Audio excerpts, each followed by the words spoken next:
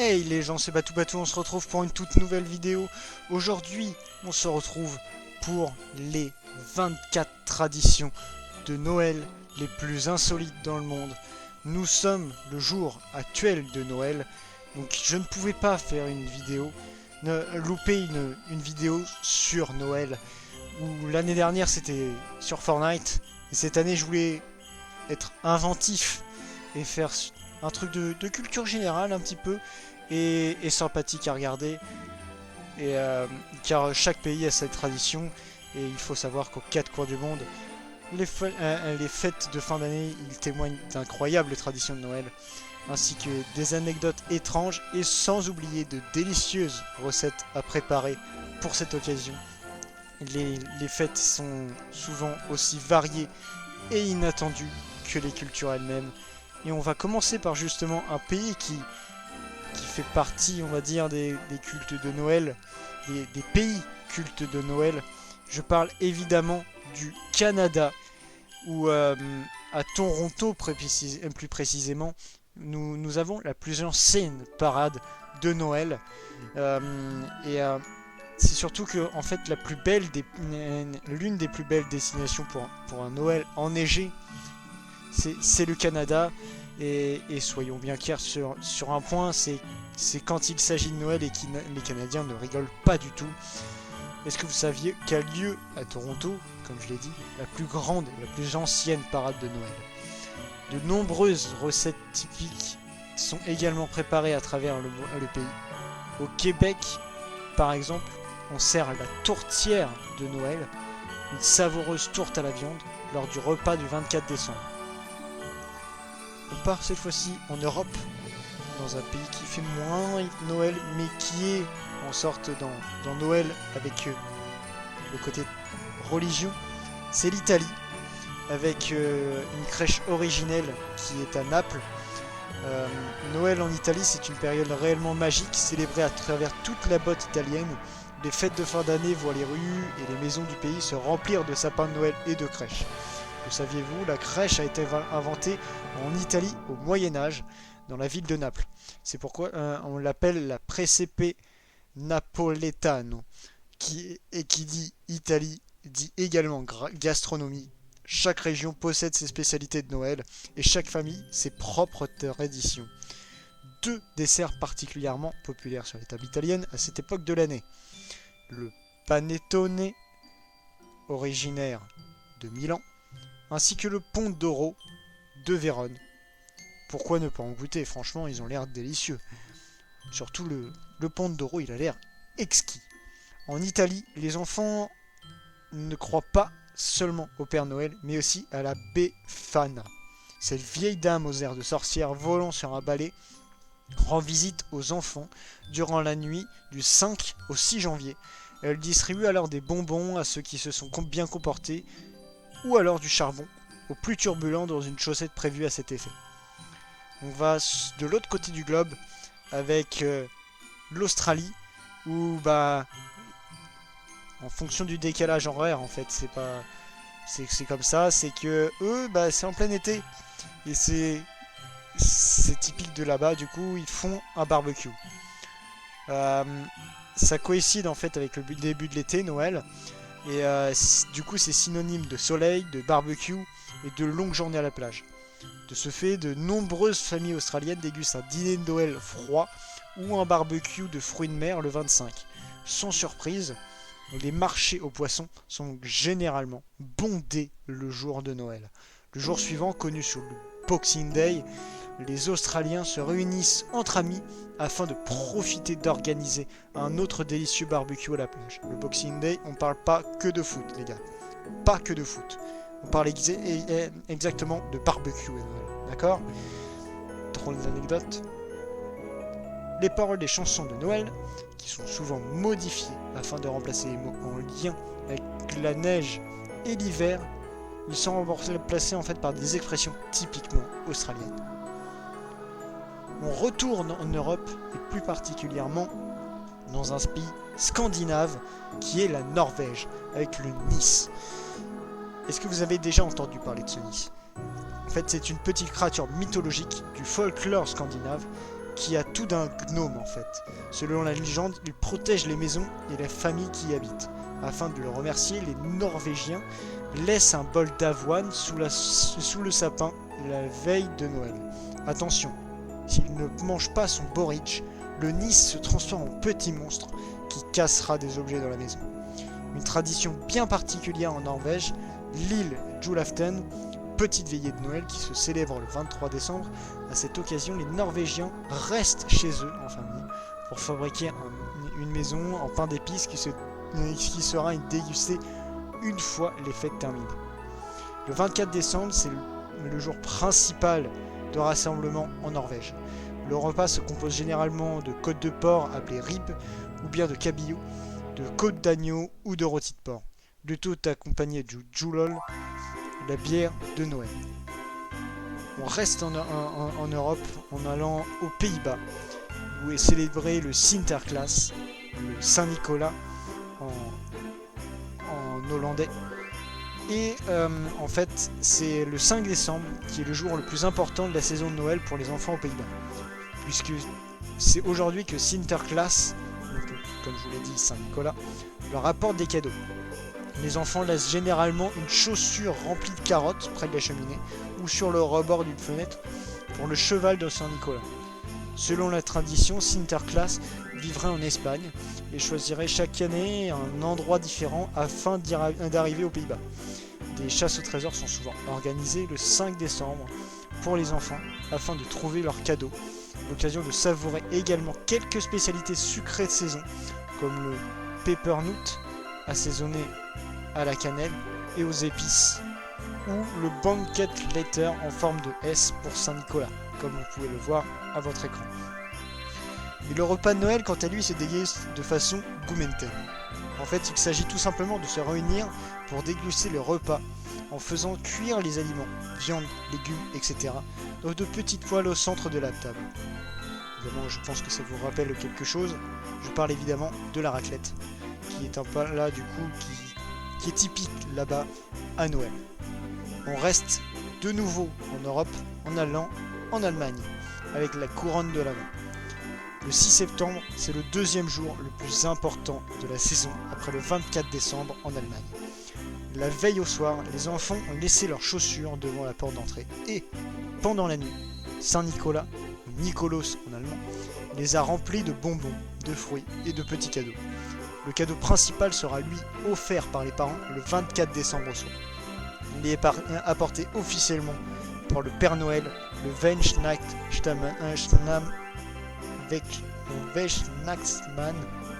Père Noël en allemand. Je le prononce très mal, je ne parle pas allemand, d'accord? On se calme tout de suite. Une autre tradition de Noël en Allemagne, la couronne de l'Avent, composée de 4 bougies, comme vous le voyez à l'écran, que vous retrouverez dans presque toutes les maisons. Chaque dimanche de l'Avent, une nouvelle bougie est allumée jusqu'au jour de Noël. Quant au sapin, celui-ci fait son arrivée dans les maisons à partir du 24 décembre uniquement. Évidemment, il ne faut pas oublier que l'Allemagne est reconnue pour ses marchés de Noël. Il constitue l'endroit idéal afin de boire un bon verre de vin chaud, tout en dégustant une délicieuse spécialité locale. Il ne vous reste qu'à choisir Stollen, un pain aux fruits secs et confit fourré de pâte d'amande, ou encore du pain d'épices. On reste de nouveau en Europe, mais un petit peu plus au sud. Nous allons en Espagne, et plus précisément en Catalogne. Car il faut savoir que la Catalogne, qui fait partie des 17 communautés autonomes de l'Espagne, possède également ses propres traditions de Noël. Pour présenter la plus populaire, c'est en fait le Cacagio. Chaque année, les familles catalanes nourrissent, entre guillemets, ce fameux tronc tout au long du mois de décembre, jusqu'au jour de Noël où le moment arrive de faire sortir les cadeaux. Recouverts d'une couverture, les enfants frappent sur le tronc avec un petit bout de bois en chantant une chanson traditionnelle. Une fois fini, les enfants enlèvent la couverture pour découvrir les nombreux cadeaux que le tronc a déféqués. Lorsque vous regardez une crèche en Catalogne, soyez attentifs. vous y verrez certainement une figurine étrange. Il s'agit du Kaganer. Le nom de ce personnage, en position assise pour aller aux toilettes, signifie littéralement le crotteur. Ils sont vendus sur tous les marchés de Noël de la région. Et en matière de gastronomie, la Catalogne possède également ses plats typiques de Noël, comme l'escudella, une savoureuse soupe servie en entrée, suivie d'une viande cuite dans le même bouillon. On reste de nouveau en Europe et on part cette fois-ci en Hongrie, avec le petit Jézuska qui amène les cadeaux en Hongrie. Car, que saviez-vous, les Hongrois n'installent pas de sapin de Noël chez eux avant le 24 décembre. En fait, les adultes se chargent parfois de les décorer et racontent aux enfants que des anges sont venus le leur apporter. Comme de nombreux pays en Europe de l'Est, la Hongrie fête d'abord la Saint-Nicolas, appelé Mikuláš en hongrois, le 6 décembre avant l'arrivée du Telapo, le Père Noël. Cependant, ce n'est pas lui qui apporte les cadeaux, mais le petit Jézuska, Jésus. Que trouve-t-on sur les tables hongroises à Noël? Le plat le plus typique est le halaszlé, une soupe de poisson épicée au paprika. Pour le dessert, on déguste une part de begli, une sorte de gâteau roulé aux graines de pavot. Ça a l'air franchement délicieux. On va du coup changer de continent et on va aux Philippines, où eux aussi le fêtent pratiquement en été, mais plus au mois de septembre en fait. C'est pas forcément l'été car il fait très chaud en fait, malgré tout. Et en septembre en fait, certains disent, pour certains pays, que le 1er décembre c'est le jour de Noël. Enfin, à partir de décembre, c'est à partir du 1er décembre qu'on commence à fêter Noël. Et aux Philippines, c'est dès le 1er septembre. Dès la rentrée, on peut donc entendre des chants de Noël dans les magasins et à la radio. Les Philippins adorent célébrer Noël et profitent de cette période pour se rassembler en famille et entre amis, en partageant de bons petits plats. Une de leurs traditions de Noël consiste à suspendre des lanternes de bambou en forme d'étoiles dans les rues. Celle-ci symbolise l'étoile guidant les rois mages. Pendant les fêtes de Noël, les Philippins mangent généralement un gâteau de riz au petit déjeuner. Celui-ci est traditionnellement préparé dans un plat en argile qui cuit ensuite au charbon pendant plusieurs heures. Nous allons retourner en Europe en allant en Croatie. L'une des traditions les plus originales débute le 13 décembre, jour de la Sainte Lucie. Chaque famille sème des graines de blé. Comme vous l'avez vu, en fait, on cultive du blé dans des petits pots ou plats et on s'en occupe jusqu'au 24 décembre. La veille de Noël, la plante ou blé de Noël est placée au pied du sapin. La légende veut que plus le blé pousse, plus l'année sera prospère. À cette époque de l'année, les Croates se délectent de fritules, des petits beignets frits à base de rhum et de citron.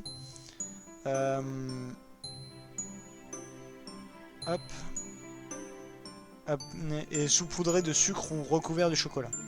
Les stars du repas de Noël, des sarmes, des rouleaux de feuilles de chou fourrés d'un savoureux mélange de viande et riz, ainsi qu'un assortiment de saucisses de porc. Cependant, la tradition de Noël la plus importante est de brûler une bûche le soir du 24 décembre, qui, dans l'idéal, ne devra s'éteindre que le lendemain, jour de Noël. Plusieurs coutumes locales en dérivent, comme celle d'arroser la bûche de vin avant de la brûler. Les fêtes de Noël s'achèvent officiellement le 6 janvier, jour de l'Épiphanie, où les sapins et autres décorations de Noël sont enlevées. On refait un tour du globe et on va au Japon, où c'est devenu en fait ces dernières années une tradition de plus en plus populaire, Noël. Et pendant les fêtes de fin d'année, de splendides illuminations brillent dans les rues des plus grandes villes du pays. Noël n'est pas tellement considéré comme une fête religieuse au Japon, mais plutôt comme l'occasion de se réunir, d'échanger des cadeaux et de dévorer un morceau d'un délicieux kurisumasu keki donc un Christmas cake, ou de déguster du poulet grillé dans un fast-food. Fast-food, je sais pas pourquoi. La culture japonaise se caractérise par cet équilibre presque parfait entre innovation et tradition. À Noël, celui-ci se reflète entre autres dans la manière dont sont emballés les cadeaux.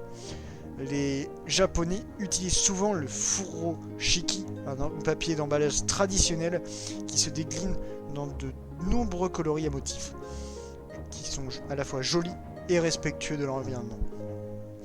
Cette fois-ci, on va un petit peu plus loin que le Japon et on va aux États-Unis, et plus précisément à New York, car de toutes les villes américaines, malgré les grandes maisons qu'il y a, les grandes décorations, car il faut savoir qu'aux États-Unis c'est souvent chant de Noël, lait de poule ou décorations extravagantes, mais plus particulièrement à New York, car c'est sans doute en fait la ville qui incarne le plus cet esprit de tradition de Noël, avec l'emblématique sapin de Noël du Rockefeller, ou bien les comédies musicales de Noël sur Broadway, les comédies musicales de Noël sur Broadway. Je pense que c'est mieux comme ça que en bégayant, mais bon, c'est pas grave. Ou la patinoire de Central Park, ou encore les illuminations de Tiger Heights. À partir du week-end suivant Thanksgiving et jusqu'au 31 décembre, les habitants, mais qu'est-ce que je raconte ? Les habitants de ce quartier de Brooklyn rivalisent d'originalité en ornant leurs maisons et les rues alentour de spectaculaires décorations de Noël. Tous les jours, de 17h à 21h, locaux et touristes se promènent pour découvrir les façades décorées de Père Noël géant, de casse-noisettes et de guirlandes. Comme vous pouvez le voir, franchement, je trouve ça magnifique. Et on sait souvent que des fois, en fait, dans certaines villes, des concours sont organisés pour savoir qui, en fait, a la plus belle décoration de Noël sur sa maison. Voilà, c'est une petite info supplémentaire comme ça que je cale. Hop. Avant, je la cale juste comme ça, là, juste avant de retourner en Europe, et plus précisément en Suède, où on fête la Sainte Lucie. Si le 13 décembre est un jour comme les autres dans beaucoup de pays, en Suède, ça marque le début de la saison de Noël. Il est considéré comme un symbole d'espoir et de lumière à la période la plus sombre de l'année. Ce jour-là, chaque ville et village choisit sa Sainte Lucie, qui guidera un cortège composé de jeunes filles et garçons habillés en toche blanche et portant une bougie, comme vous le voyez sur l'image. À la Sainte Lucie, on se régale avec les lussekats, de petits pains au safran, et le glögg, un vin chaud suédois. On reste en Europe en allant juste à côté de l'Espagne, au Portugal, où une tradition typique au Portugal qui est le feu de Noël et qui fait avec des troncs de sapin. Il est allumé avant la messe de minuit, appelée messe du coq, car selon la légende, un coq a chanté peu après la naissance de Jésus-Christ. Plus le feu se consume lentement, plus vous aurez de la chance. Dans le nord du Portugal, une autre tradition de Noël est intéressante, la Festa dos Rapazes. Cette fête est un rite de passage pour les garçons. Pour participer, ils doivent avoir plus de 16 ans, être célibataires et ne jamais avoir participé avant. Entre Noël et l'Épiphanie, ils vont de maison en maison portant de beaux masques so-so, parce que là on voit bien que c'est un peu des masques un peu dégueulasses. Enfin, je trouve. Vous trouvez ça beau, moi je trouve ça moche. Franchement, c'est pas mon délire. Donc ils demandent du coup des dons ou de la nourriture, tout ça en jouant de la musique. Après quoi, ils sont considérés comme des hommes. La dinde est souvent le plat principal à Noël. Pour le dessert, ce n'est pas vraiment Noël au Portugal, sans le fameux boloré, un gâteau en forme de beignet et fourré d'agrumes, de fruits confits et de pignons. Traditionnellement, un petit cadeau et une fève sont tous deux cachés dans le gâteau. Si on trouve la fève dans la part de gâteau, on devra payer le boloré l'année prochaine. Un autre plat typique qui est également célèbre au Brésil, c'est la rabanada, une sorte de pain perdu. Voilà. On reste en Europe en allant en Pologne, car savez-vous que les Polonais, eux, ne chantent pas de chant de Noël avant le 24 décembre. En effet, les gens commencent à chanter Koledy, uniquement après la messe de minuit de Noël, appelée Paterska, le chant de Noël le plus populaire en Pologne, et il est né le 18 novembre. En effet, comme la plupart des Polonais sont catholiques, Noël est la plus grande fête de l'année. Pendant la période de l'Avent, les Polonais préparent le piernik. Donc, c'est un pain d'épices typique et délicieux qui se présente sous différentes formes, biscuits ou gâteaux. La veille de Noël, appelée Wigilia en polonais, les familles décorent un arbre et partagent un dîner composé de 12 plats différents. Ça représente en fait les 12 apôtres. Le plat vedette est toujours la carpe, qui est censée apporter la bonne fortune. L'autre star de ce repas, ce sont les barks pierogi, qui sont des boulettes polonaises cuites dans une soupe de betterave. On va rester de nouveau en Europe, mais aller plus côté ouest, en allant au Royaume-Uni, où en fait une tradition de Noël allemande a été apportée au Royaume-Uni par le prince Albert, qui était allemand, et il a pensé qu'il serait bon en fait d'apporter en Angleterre une des traditions de Noël de son pays. Aujourd'hui, les sapins de Noël sont aussi populaires que les chaussettes de Noël, suspendues auprès des cheminées, avec l'espoir qu'elles se rempliront évidemment. Au Royaume-Uni et dans certains pays du Commonwealth, les cadeaux ne sont pas seulement donnés le 25, mais aussi le 26, pour ce qu'on appelle le Boxing Day. Rien à voir avec la boxe, ni toujours avec le foot. C'est comme en Australie. Le nom vient d'une époque où les familles riches avaient l'habitude d'emballer des cadeaux pour les offrir à leurs serviteurs et aux personnes pauvres. Le menu de Noël anglais typique comprend généralement de la dinde et des légumes rôtis, y compris des choux de Bruxelles qui ne font pas forcément des euros, et tout cela servi avec une petite sauce au canneberge.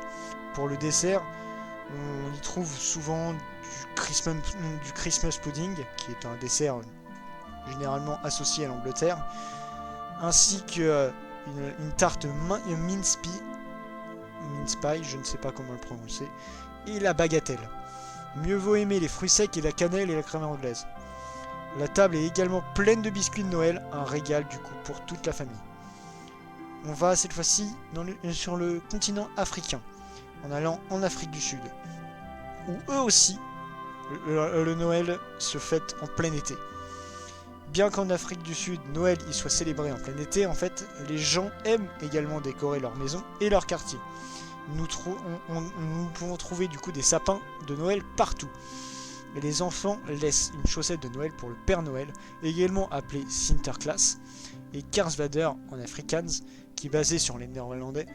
Beaucoup de gens profitent des vacances pour visiter l'étonnante campagne sud-africaine. Par exemple, pour voir des animaux sauvages dans le célèbre parc Kruger ou faire une excursion sur le magnifique Garden Route. Outre les plats Noël typiques populaires dans le monde entier comme la dinde, le canard et autres viandes rôties, il existe un dessert très spécial qu'on ne le trouve qu'en Afrique du Sud, le doux Malva Pudding.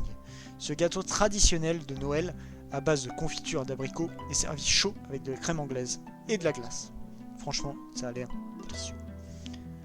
On va en France cette fois-ci, avec particulièrement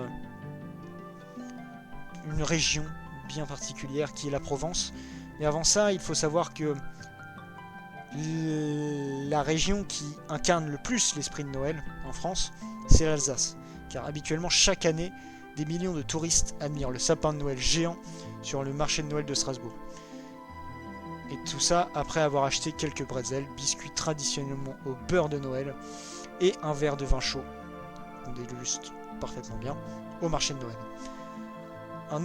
Une autre région se distingue du coup avec sa propre tradition de Noël. Comme je vous l'ai dit, la Provence. Et c'est 13... Oh là là, ça ne va pas. Et c'est 13 desserts. Pas un de plus, ni un de moins. Vraiment 13. Il s'agit généralement de noix, de fruits secs, de pain à l'huile d'olive ou de nougat.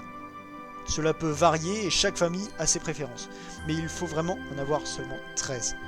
Néanmoins, au niveau national, il est globalement reconnu que le dessert national officiel de saison devrait être la bûche de Noël. Donc c'est un gâteau éponge recouvert de crème qui peut avoir de nombreuses saveurs. Les plus grands pâtissiers français rivalisent toujours de créativité pour créer chaque année de nouvelles versions innovantes et appétissantes. Au cas où vous en douteriez, la gastronomie est un sujet sérieux en France pendant la période de Noël, mais bon, ça c'est comme le reste de l'année.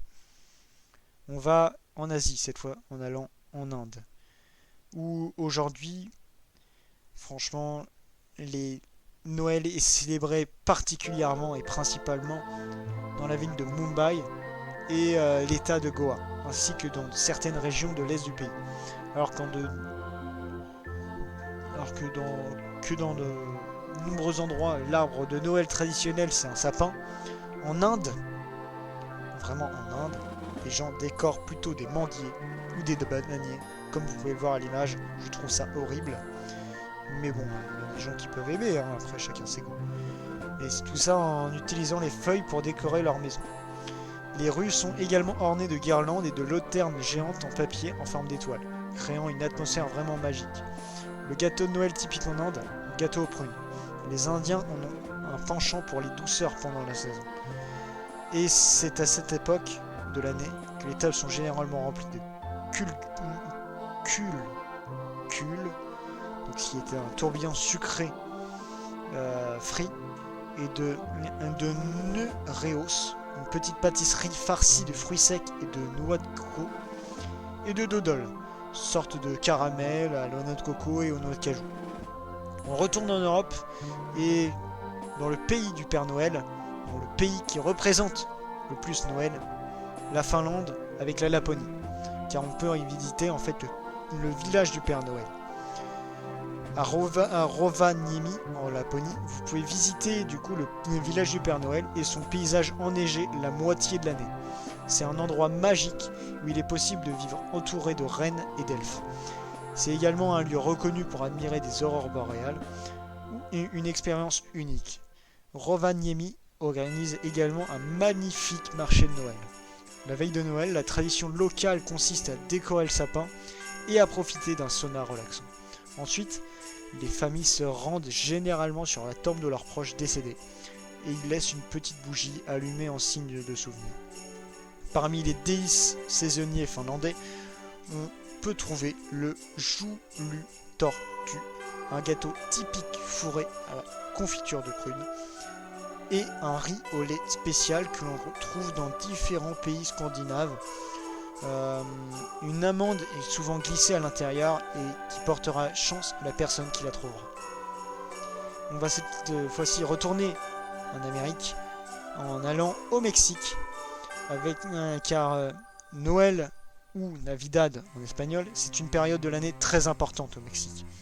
Le 26 décembre marque le début des festivités car ce jour-là se tient la toute première des 9 posadas. Une tradition pour laquelle les Mexicains se réunissent chacune des 9 nuits précédant Noël dans une maison différente pour demander un abri. En fait, posadas vient de l'espagnol posada qui signifie logement. Au programme, nourriture, chant de Noël et piñatas.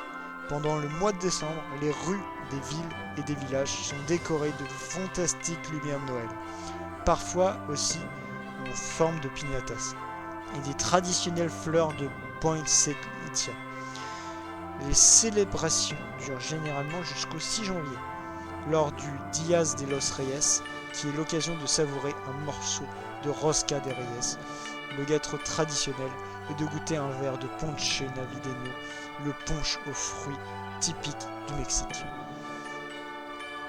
On va passer en Autriche cette fois-ci, car est-ce que vous saviez que c'est en Autriche qu'a été créé le chant de Noël le plus populaire du monde, le Stille Nacht, cela signifie douce nuit en autrichien.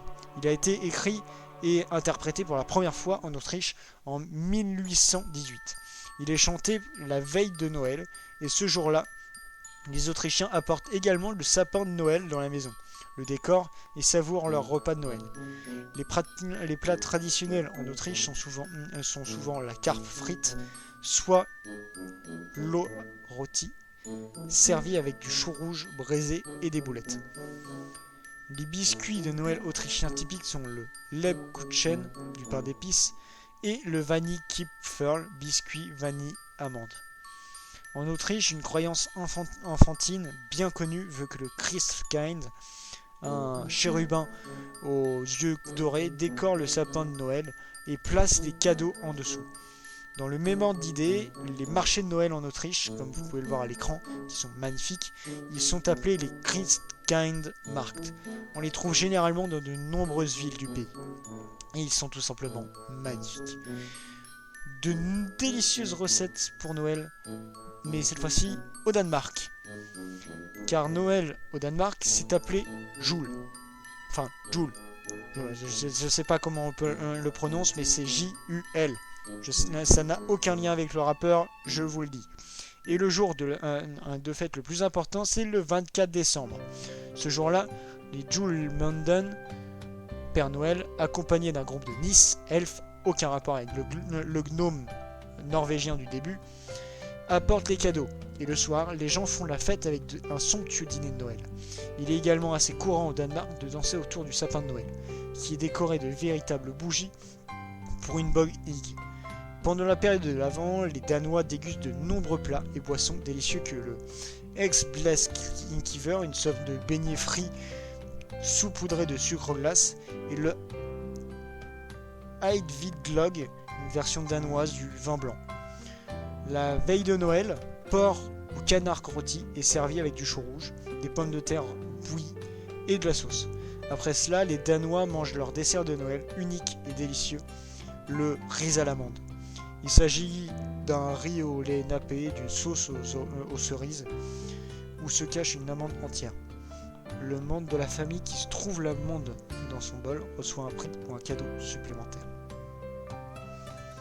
Et on va terminer du coup avec un pays qui est tout aussi magnifique et du coup qui est également en Europe, car il y a eu beaucoup de pays européens quand même. Et on va du coup en Grèce. Car non seulement les Grecs ont des sapins de Noël, mais ils ont aussi des bateaux de Noël. Pourquoi un bateau? Vous allez me dire. La Grèce, en fait, c'est un pays de marins. Et autrefois, pendant l'hiver, les hommes partaient en mer, souvent pour plusieurs semaines. Lorsqu'ils rentraient chez eux, de petits bateaux étaient décorés à l'intérieur des maisons pour honorer leur courage. Aujourd'hui, les plus grands bateaux sont également illuminés dans les ports des villes et des villages. Chaque année, à Noël, un débat divise les familles. Et tout cela se fait sur des pâtisseries. Donc pour eux, c'est soit le Melo Macarona, qui est une pâtisserie en forme d'étoile, ou un Kura Biedes, qui est une pâtisserie en forme d'étoile également, mais qui est bien différent. En tout cas, moi je n'ai pas de préférence.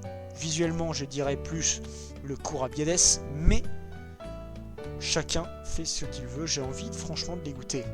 N'empêche, toutes les petites recettes donnaient envie malgré tout.